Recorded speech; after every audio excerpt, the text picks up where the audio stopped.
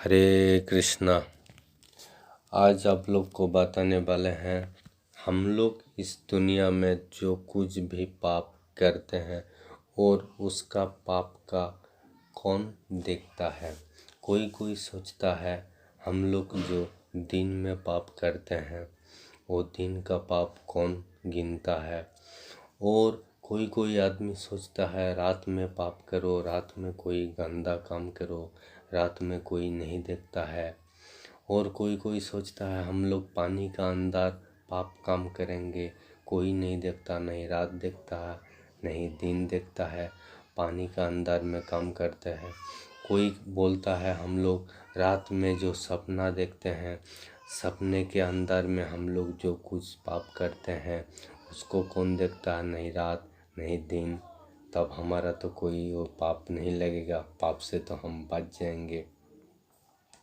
कोई सोचता है हम लोग जो संध्या का टाइम पाप करेंगे, ये जो सुबह ना शाम, ये जो हमारा शाम को होता है उसमें नहीं दिन आता नहीं रात आता है, सोचता है शाम को पाप कर लेते हैं।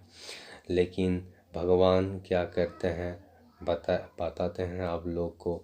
भगवान 14 देवता को यहाँ पे साक्षी रखा हुआ है इंसान लोगों का जो पाप है उसको गिनने के लिए। हम लोग इस दुनिया में कहीं पे भी जाएं और कुछ भी पाप करें, हर पाप का हिसाब भगवान रखा हुआ है। मानव जन्म हमारा इसलिए मिला हुआ है जो हमारा जो विवेक बुद्धि भगवान दिया हुआ है, हम लोग को जो भला मंद विचार करने का, कौन सा सही कौन सा अच्छा, ये सब विचार करने के लिए हमारा ज्ञान दिया हुआ है। सारा विश्व में हम लोग सभी को फांकी दे सकते हैं, लेकिन परमात्मा को फांकी किसी भी हालत में हम लोग दे नहीं सकते हैं। भगवान श्री कृष्ण सभी को एक एक ड्यूटी जैसा सरकारी ऑफिसर को दिया जाता है सरकार का तरफ से।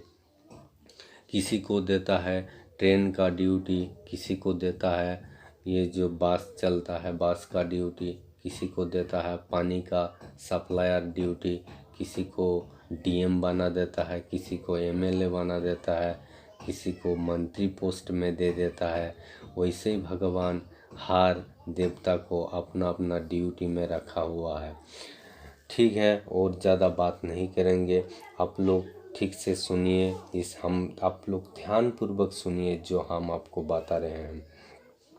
इस सारा विश्व में भगवान 14 साक्षी रखा हुआ है चारों तरफ में।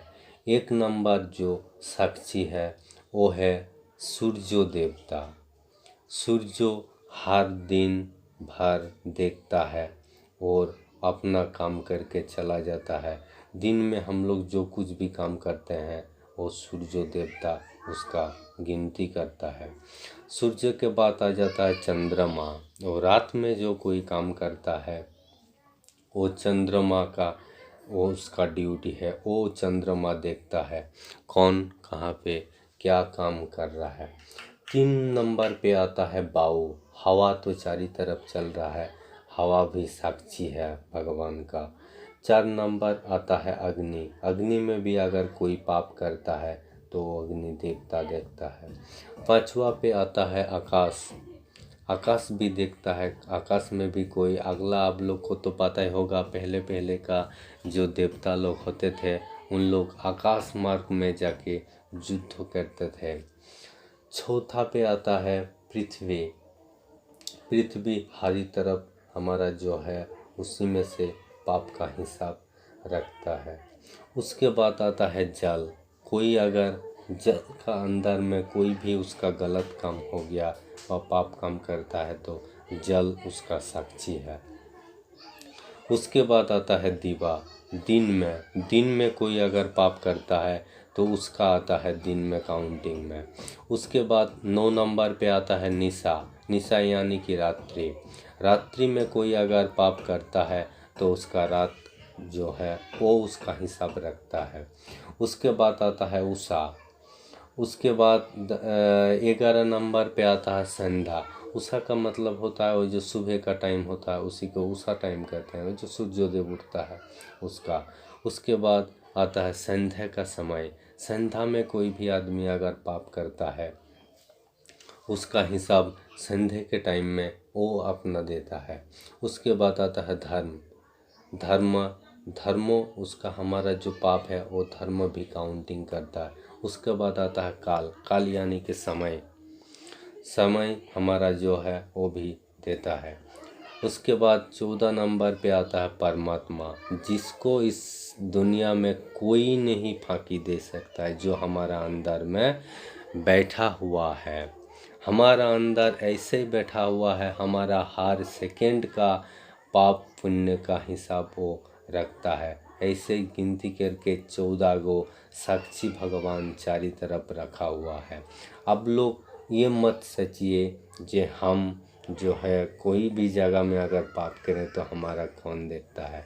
भगवान हमारा से अधिक गुना सीनियर और चालाक है और चतुर भी है। उसका हिसाब से हम लोग कहीं पे भी फांकी नहीं दे सकते हैं। सारा विश्व में सभी को हम लोग फांकी दे सकते हैं, लेकिन परमात्मा को नहीं। और अब लोग को और एक सवाल, समस्त पापों का पुण्यों का हिसाब जो रखता है उसका नाम है चित्रगुप्त। वो यमराज का कर्म सचिव है। जितना आदमी जितना कुछ पाप करता है वो चंद्रगुप्त सभी का हिसाब किताब रखता है। हम लोग का जैसा कोई भी काम होता है तो उसमें ऑफिस में जो पेपर सब फाइल में रखता है ना, वैसे ही परमात्मा का वो जो है ना चित्रगुप्त हिसाब रखकर यमराज का वो रखता है। और एक प्रश्न, वो जो हमारा पाप जो होता है, पाप 3 प्रकार का हमारा होता है, शारीरिक पाप, वाचिक पाप और मानसिक पाप। शारीरिक पाप यानी कि हम लोग जो शरीर से जो पाप करते हैं उसको शारीरिक पाप कहते हैं। और जो वाक्यों से हम लोग जो पाप करते हैं उसको वाचिक पाप कहते हैं। और मानसिक पाप वो जो हमारा मन में जो पाप होता है उसको मानसिक पाप कहते हैं। शारीरिक पाप यानी कि चोरी, परस्त्री संग, परहिंसा।